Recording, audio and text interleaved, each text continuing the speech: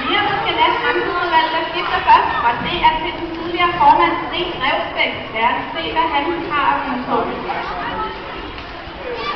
Nu på bane 6, der har vi Nikolaj Borger, som er undervandsrugbyklubben, som trods deres navn er en ikke-voldelig organisation, som har en meget spændende hjemmeside.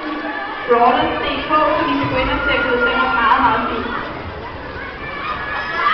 På bane 4 har vi livredderne, de er i gang med en gang brystværker, og derfor er det klart, at de er måske lidt bagud på feltet. Det er børnebane 5, der skifter først. Det er fremtidsudvalget. Meget imponerende. Ude på bane 6, hvor det er Johan Ørskålsen, de har på banen. Han synger godt og sejt. Det ser rigtig imponerende ud. Meget overbevisende. Jeg ved, om de kan nå op til fremtidsudvalget, som svømmer på bane 6. Også på bane 2, konkurrencetrænerne har en mand, som svømmer meget hurtigt brystværker.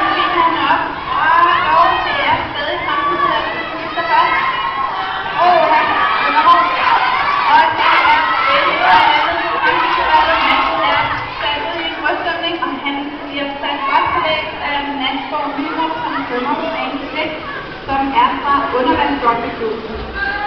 Også på bane 2 har vi nu konkurrencetrænerne, som er godt med. Det er Claus Iversen, som kommer godt og sejt.